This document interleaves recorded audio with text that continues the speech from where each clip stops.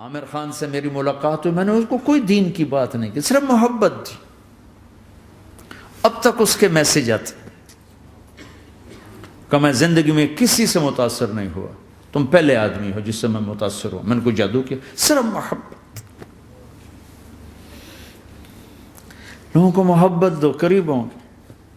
میں جب گیا بڑی مشکل سے، اللہ نے ملاقات کا کوئی راستہ ہی نہیں تھا، وہ مجھے نہیں جانتا تھا، میں اسے نہیں جانتا تھا، تو کوئی موقع نہیں مل رہا تھا ملاقات کا۔ تو اللہ نے شاہد آفریدی کو بھیج دیا۔ شاہد آفریدی اس کی دوستی تھی، ہمارا جو کرکٹر ہے۔ میں نے اس سے فون پر کہا یار میری ملاقات تو کرا، اس نے ملاقات کروائی۔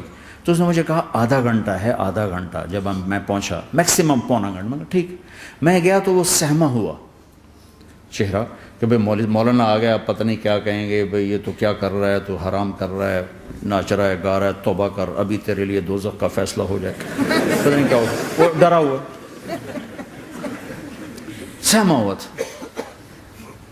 تو میرا ایک دور کالج لائف تھا، میرے اللہ نے مجھے ہدایت دی، اور میں 3 دن کے لیے میں اس دوست کو، اس کی نسلوں کو دعائیں دیتا ہوں جو مجھے زبردستی پکڑ کے لے گیا۔ نہ میرا تبلیغ سے کوئی تعلق، نہ واسطہ، نہ میں کوئی ان سے متاثر۔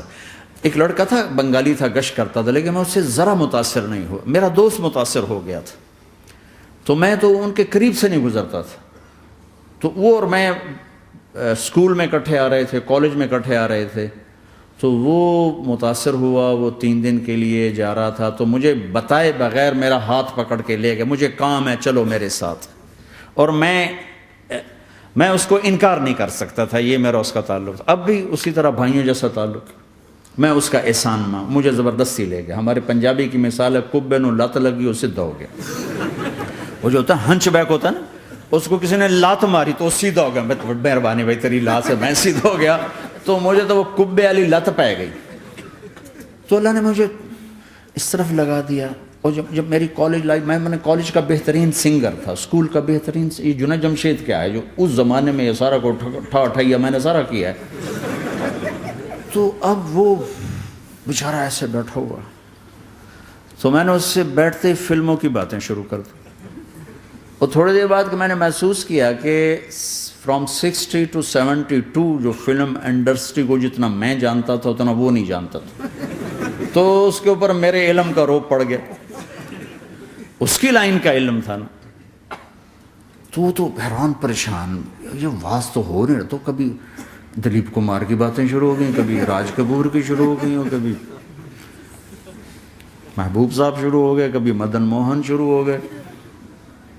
وہ آدھا گھنٹہ تو یوں ہی گزر گیا۔ تو آدھے گھنٹے کے بعد میں نے کہا جی ہمارا تو ٹائم اوور کا نہیں، اٹھیں چلے ادھر چل کے بیٹھتے۔ میں کھانے کی ٹیبل پر تھے تو ہم وہاں جا کے بیٹھ گئے، پھر وہیں باتیں شروع ہو گئیں۔ جب اس کا سارا خوف دور ہو گیا اور ریلیکس ہو گیا، اس میں پونے گھنٹے سے 50 منٹ گزر گئے تھے، تو پھر میں نے کہا عامر بھائی آپ حج پہ آئے ہیں، اگر آپ اجازت دیں تو آپ کو اپنے نبی کا حج سنو۔ کہنے لگے ہاں جی ضرور سنائی۔ پھر میں 1.25 گھنٹہ بولتا رہا، اور وہ ایسے کر کے یہاں سے وہ یوں نہیں ہوا، 1.25 گھنٹہ ایسے بیٹھ کے یوں سنتا، ہلا نہیں اپنی جگہ سے۔ لوگ محبت کے بھوکے ہیں، تم فتوے دینا شروع کر دیتے۔ 2 گھنٹے کی ملاقات کے بعد جب ہم نکلے تو نیچے تک چھوڑنے آیا عامر خان۔ حج کے بعد میں نے کہا ایک ملاقات اور ہو جائے گا، ضرور ہوگی۔ پھر اس کا میسج آیا کہ میں مدینے چلا گیا ہوں، معذرت چاہتا ہوں۔ میں نے کہا میں مدینے آ جاؤں گا، میں مدینے پہلے ہو آیا تھا حج سے پہلے۔ تو اس نے کہا کہ آپ 14 تاریخ کو آ جائیں، 4 سے 6 کا ٹائم میں نے آپ کے لیے رکھا ہے۔ تو میں جنید اور ایک اور ساتھی ہم دوبارہ وہاں چلے، 4 بجے 4:15 ہم اس کے ساتھ ہماری سٹنگ شروع ہوئی۔ 4:15 سے 10:15 تک 6 گھنٹے مسلسل، اور اس کے ماتھے پہ ذرا نشان نہیں آیا کہ میں بور ہو رہا ہوں۔ اور اس کے بعد ہم اٹھے، اس کا جی نہیں چاہ رہا تھا کہ ہم اٹھ کے چلے جائیں۔ محبت۔ پھر ایک امتحان پڑ گیا، میں اجتماع میں تھا رائمنڈ کے پچھلے سال، اس کا میسج آ گیا میری فلم تلاش آ رہی، اس کی کامیابی کی دعا کرو۔ لے بھائی اے چنگی بڑی. میں کہا اب کیا کروں؟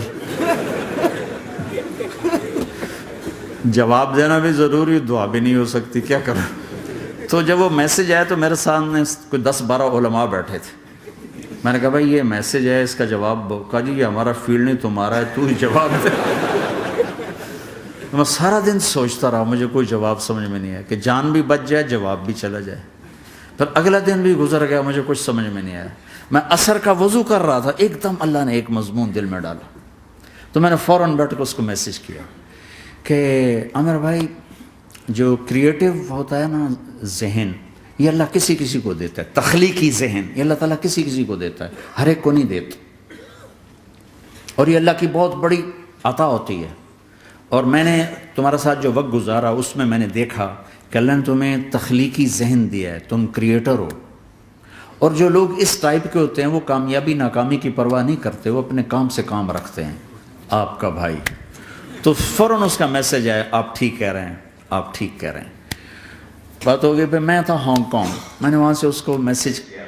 دیکھو کسی مصروف آدمی کو براہ راست فون نہ کیا کرو، میسج کیا کرو کہ میں آپ کو فون کر سکتا ہوں، چونکہ میں اس کا بہت ستایا ہوا، بہت ستایا. تو میں نے اسے میسج کیا کہ میں طارق جمیل ہانگ کانگ میں آپ کو فون کر سکتا ہوں، میں آپ کو فون کر سکتا ہوں. میں ہمیشہ اسے، اب بھی میرا فون پہ رابطہ ہے، میں پہلے اسے میسج دیتا ہوں میں آپ کو فون کر سکتا ہوں. اگر اس کا جواب نہ ہے پھر میں نہیں کرتا ہوں. کبھی وہ خود کر لیتا ہے، کبھی وہ میسج دے دیتا ہے کال کر لیں. تو تھوڑی دیر بعد اس کا فون آ گیا کیونکہ میں اس وقت دلی میں ہوں، کانفرنس میں تھا. تو میں نے آپ کا میسج دیکھا تھا، میں اٹھ کے باہر آ گیا ہوں، ابھی آپ سے بات کر کے پھر میں جاؤں گا. تو اسے باتیں کرتے کرتے کہنے لگا آپ کی دعا سے میری فلم کامیاب ہو گئی. میں کہا یا اللہ میں کوئی نہیں کی تھی تینوں.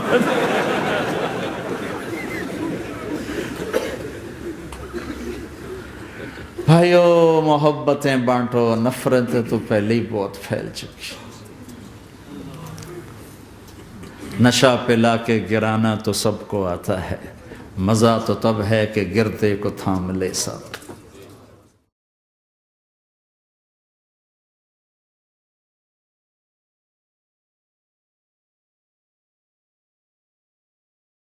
لا إله إلا الله محمد رسول الله عليه صلاة الله وآله والأحبة. لا إله إلا الله محمد رسول الله عليه صلاة الله وآله